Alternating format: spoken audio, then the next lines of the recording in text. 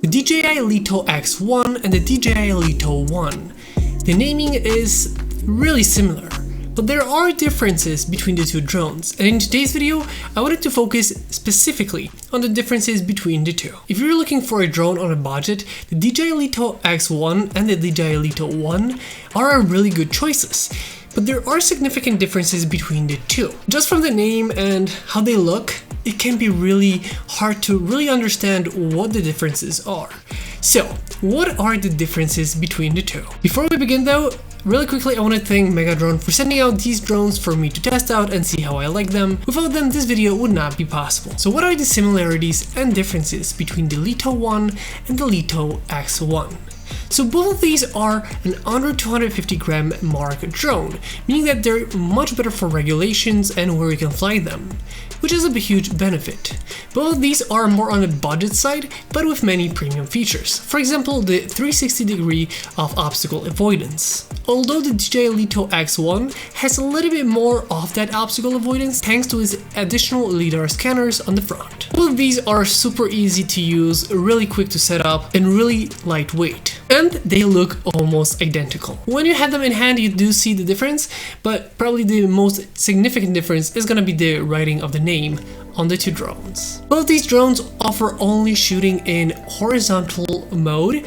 Well, you do have vertical modes, but it is more of a cropping in because you cannot physically change the orientation of the camera on both of these drones. So essentially, you're always having the camera on the horizontal. If you shoot in vertical, it is a vertical crop of that shot.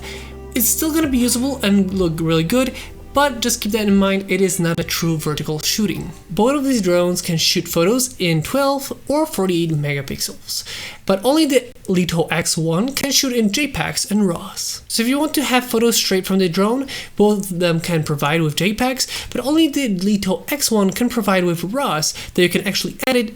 You can really edit in post-production. If you like the way I made those photos look, check out the link down below for my presets. Also, in terms of sensor size, the Lito X1 has a bigger sensor than the Lito 1, which can be better for lower light situation and more details. Another difference is the video.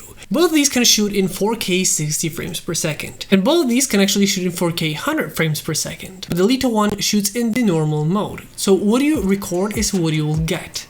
Where the Lito X1 can actually shoot in D-Log-M, meaning that you have a much more flat picture profile, which you can edit in post-production, for example in DaVinci Resolve. If you want to know how to color grade D-Log-M, you can find it on my channel, as well as you can find free and paid LUTs for D-Log-M in the description below. So if you want to edit that in post-production, you just want to push much more out of that drone, the X1 has that D-Log-M capabilities, making it better for the post-production process and color grading. But it's gonna really depend what kind of drone you want to have. If it's something that you're just gonna take out of your pocket, fly and have the footage already color graded, or you want something that has that premium D-Log-M style of shooting in a budget drone. Because both these are really nicely priced drones. I would say the biggest difference between the two is gonna be that D-Log-M and the RAW capabilities. Essentially, the Lito 1 is much more, set up, start flying, and you have that footage ready, where the Lito X1 is kind of like the middle ground between the Lito and the DJI Mini 5 Pro. It already gets a lot of the premium features of the more expensive drones. So if you're looking to color grade in post-production, the Lito X1 is gonna be the one I would choose. It is still pretty nicely priced, but it already has that premium features of the more pricier drones, where the Lito 1 is gonna be better for those that just want something that is not gonna break the bank, but already has good footage and capabilities. If you do, however, do a lot of social media shots and you want to have true vertical shooting, I would highly recommend checking out the DJI Mini 5 Pro. If you want to see more about it, check out the video in the top right corner of the screen right now. Both these drones also have active track, so you can select a subject, person, or a building and let the drone focus on that while you focus on flying, making it easy to make those cinematic shots anywhere, anytime. This is definitely a huge help because usually active track would be on just 30 frames per second or higher end drones. Now you can have active track in 4K 60 frames per second on all of these drones, which is just amazing. Personally, I still do my shots handheld, all the movement is by my own doing, but this can help you achieve that cinematic look without really mastering the drone itself just yet, making those shots that much more accessible. By the way, if you want to make your own YouTube videos, check out the link down below for Epidemic Sound. With the link down below, you get a 30 days free trial. Thanks to this, you can actually monetize your videos on YouTube and social media.